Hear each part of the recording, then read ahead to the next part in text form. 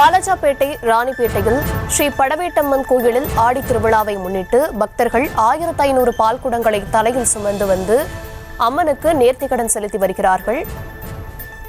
அந்த அண்மை செய்தியை பார்த்து வருகிறோம்.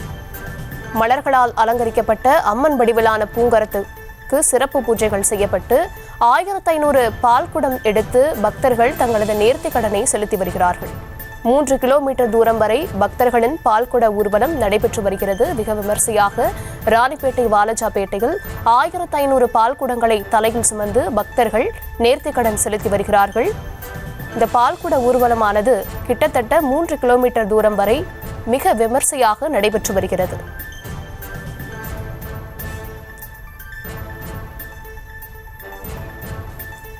விவரங்களுடன் இணைகிறார் செய்தியாளர் அருளரசன். முழு விவரம் வழங்கலாம்.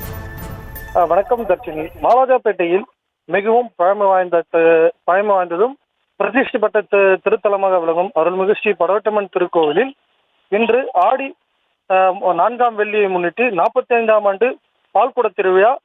சுமார் 1000க்கும் மேற்பட்ட பக்தர்கள் அம்மனுக்கு பால்குடத்தின் நேர்த்திக்கடனை செலுத்தி வழிபட்டனர்.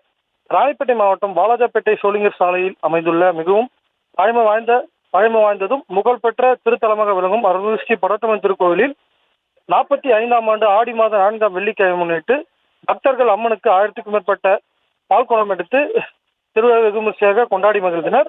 முன்னதாக ஊரில் இருக்கும் பெண்கள், ஆண்கள், வயதான முதியவர்கள் என சுமார் 1000க்கும் மேற்பட்ட பக்தர்கள் அதிகாலை முதலே குளித்து முடித்துவிட்டு வன்னிவேடு பாலாற்றங்கரையிலிருந்து பல்வேறு புஷ்ப மலர்களால் அலங்கரிக்கப்பட்ட அம்மன் வடிவிலான பூகரகத்தை சிறப்பு பூஜைகளை மேற்கொண்டு சுமார் 4 கிலோமீட்டர் தூரம் வரை பால்குடத்தை தலையில் சுமந்தவாறு முக்கிய சாலையின் வழியாக கழுகு பார்வையில் திருவிழா கோலமாக ஊர்வலமாக கோயிலை வந்தடைந்தனர்.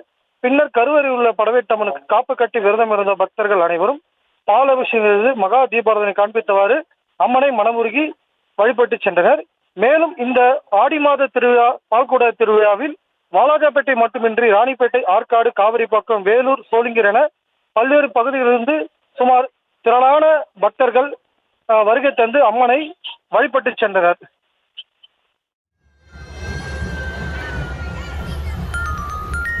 விவரங்களுக்கு நன்றி அருளரசன்.